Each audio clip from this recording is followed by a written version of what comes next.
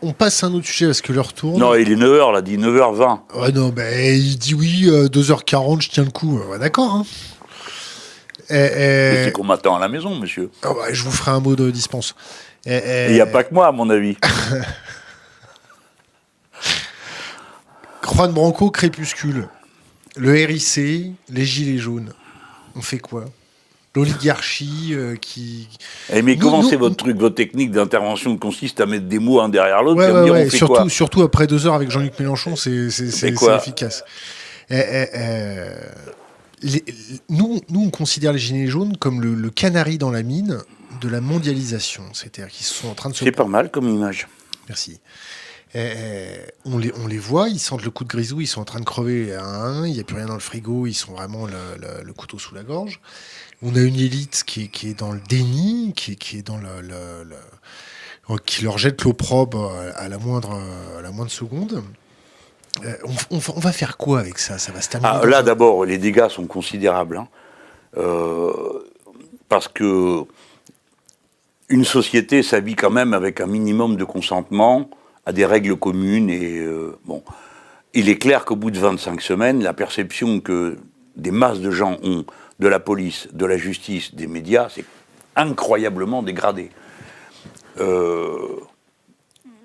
Et je me permets de dire que c'est pas une bonne chose que les élites, ou supposait-elle, se soient comportées de cette manière-là. Parce que cracher comme ça leur venin sur la masse des gens, d'abord c'est un fait nouveau en France. Avant, les types de droite ne nous parlaient pas comme ça. Jamais un Chirac aurait dit dans les gares on voit des gens qui ne sont rien. Je pense que ça lui serait même pas venu à l'esprit, pourtant il était de droite. De même Giscard n'aurait pas fait ça, qui était dans... Ça a commencé avec Hollande et les Cendants. Et là, vous avez une espèce de caste qui s'est constituée, qui crache son venin, son mépris, et les gens voient qu'ils sont méprisés. Et ça crée une ambiance qui est abominable, parce que je vais peut-être choquer les plus révolutionnaires de mes amis, mais une société, c'est aussi fait de capacité de compromis. Mais pour qu'il y ait compromis, il faut que tout le monde ait l'impression que tout le monde fait un effort.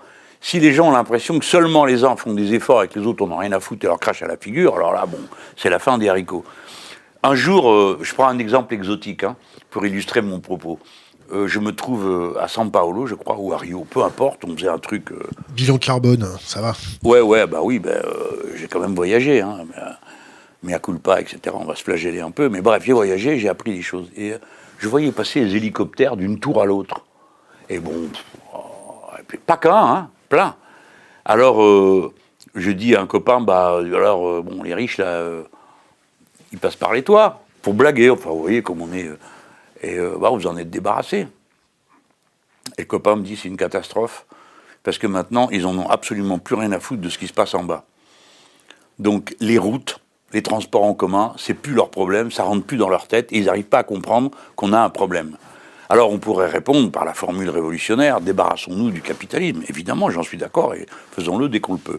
Mais dans l'intervalle, il faut quand même qu'on fasse société, quoi. C'est pas possible que les importants se croient si importants, surtout comme c'est des journalistes, ça me fait un peu rigoler. D'accord, ils sont bien payés, 30 000 € par mois pour l'un, 25 000 pour l'autre, bon, c'est des grosses payes. Mais, vain Dieu, il faut quand même qu'ils comprennent qu'ils ne peuvent pas traiter les gens comme ça, avec le mépris, et bon... Et ainsi de suite. Donc tout ça n'est pas bon, la société française s'est disloquée.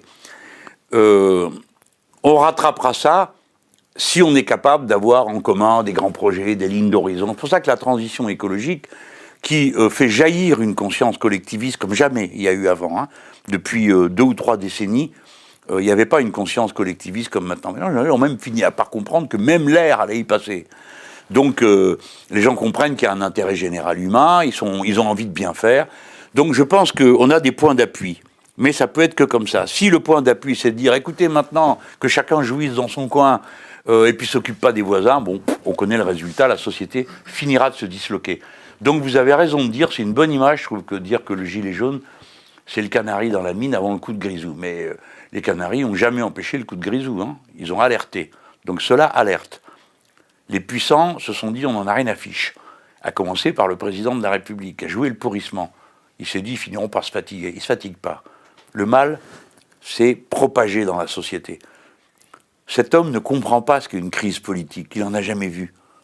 Une société, ce n'est pas une entreprise. Lui, quand il dit la start-up France, il a tout dit sur sa vision du monde. Nous sommes 65 millions de têtes dures. Depuis 2000 ans que ça dure. Et lui, il croit qu'avec ses petites mains, il va les convaincre qu'ils font 25 semaines de combat pour supprimer l'ENA. C'est de mauvaise plaisanterie. Il ne comprend pas dans quel monde il est. Je ne parle même pas de revenus, de partage des richesses, parce que bien sûr cette question est posée. Mais la dignité, bon sang, est-ce qu'il comprend ça? Il faut qu'il le comprenne. Enfin, il sautera sinon.